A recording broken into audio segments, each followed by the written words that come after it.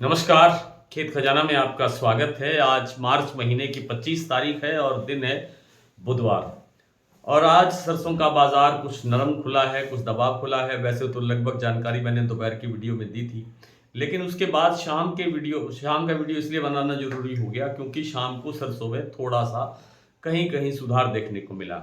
बहुत ज़्यादा सुधार नहीं है, बहुत थोड़ा सा सुधार हुआ है।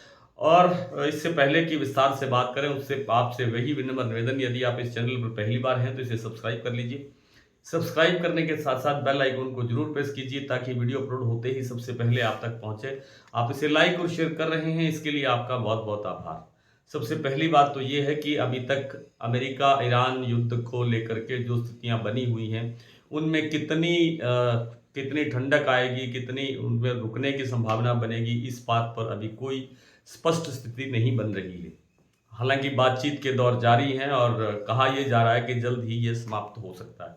और उसी का एक प्रेशर, उसी का एक दबाव से जो विदेशी तेलों में गिरावट आई, उस कारण से सरसों तेल की थोड़ी सी डिमांड पर असर पड़ता है और उसी से सरसों में थोड़ी सी गिरावट आई है। वैसे सरसों का अब अपने फंडामेंटल के आधार पर व्यापार होगा, कारोबार होगा, ऐसा मेरा मानना है। आज दैनिक आवक 25 मार्च के दिन, बुधवार के दिन 11 लाख बोरी की रही और मुझे लगता नहीं है कि आगे चल करके 11 लाख, 12 लाख या मतलब इस दायरे को छोड़ करके कोई 13-14 लाख बोरी की आवक भी किसी दिन बनेगी, ऐसी इसकी संभावना मुझे नहीं लगती है। दूसरी बात कि जो भाव अब बन रहा है, इस भाव से भी आप 100-200 रुपए का रिस्क लेकर के आप परचेज कर सकते हैं, स्टॉक ले सकते हैं, क्योंकि लंबी अवधि के अंदर सरसों के अंदर लगता है कि ठीक ठाक तेजी बनेगी। जो पिछले साल का जो मामला था उसके आसपास या उससे थोड़ा बहुत आगे बढ़ने की भी संभावना नजर आती है।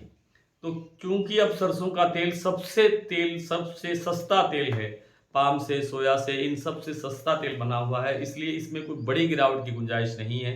तेल की डिमांड बनी रहेगी। दूसरा, इस सरसों के तेल का कोटा साइड के अंदर, कोटा लाइन पर रिफाइन बनना भी शुरू हो गया है, जिससे भी सरसों के तेल को सपोर्ट मिलेगी और सरसों को सपोर्ट मिलेगी। कोई बड़ी गिरावट आ जाएगी इसकी संभावना लगती नहीं है। आज भी जयपुर का भाव 7,175 पे खड़ा है।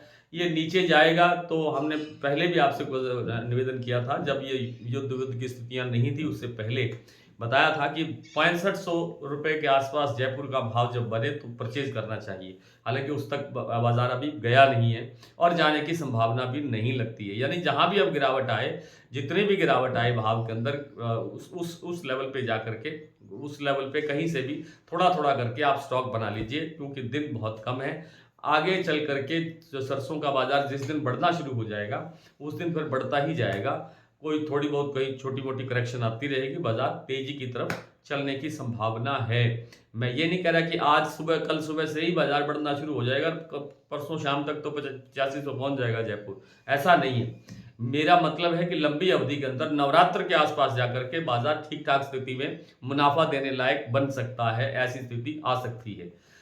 और रही बात सोयाबीन की, तो सोयाबीन में मैं प्रतिदिन आपसे निवेदन ये कर रहा हूं कि जो वर्तमान में महाराष्ट्र कीर्ति प्लांट का सोयाबीन का भाव है, वो 5500-6000 के बीच में रहने की संभावना है। लेकिन लंबी अवधि के अंदर मुझे लगता है कि सोयाबीन के अंदर भी बाजार बढ़ सकता है, क्योंकि हमारे जो घरेलू जो फसल है सोयाबीन की, वो काफ़ी कमज़ोर रही है। आप सबने देखा है, उत्पादन की दृष्टि से कमज़ोर रहा, क्वालिटी के हिसाब से भी कमज़ोर रहा। बिजाई भी कम हुई तो उत्पादन कम होना ही था, और फिर जब खड़ी फसल थी तो उसके ऊपर बारिश का जो कहर बरपा, उससे फसल को काफ़ी नुकसान भी हुआ, तो उत्पादन बड़े स्तर पर घटा। उस कारण से सोयाबीन के अंदर लंबी अवधि के अंदर जाकर के बाजार बढ़ने की गुंजाइश बन सकती है। आइए कुछ मंडियों, प्लांटों के भाव सरसों के देख लेते हैं। आज जैसा मैंने आपसे बताया कि थोड़ा सा सुधार हुआ है। 6,675 में भरतपुर मंडी का भाव खुला था, लेकिन इस समय जो भाव सुन रहा हूं वो है 6,725 रुपए। 50 रुपए के आसपास यहाँ बाजार बढ़ता हुआ दिखाई दिया है।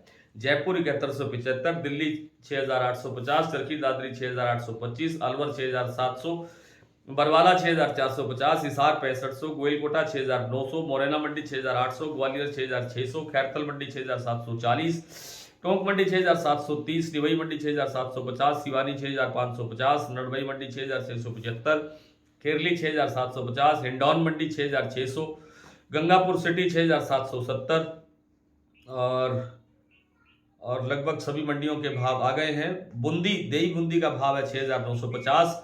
सलोनी में सुबह 150 रुपए की गिरावट के बाद 7,700 का लेवल स्टेबल बना हुआ है, उसमें अभी तक कोई चेंज नहीं है।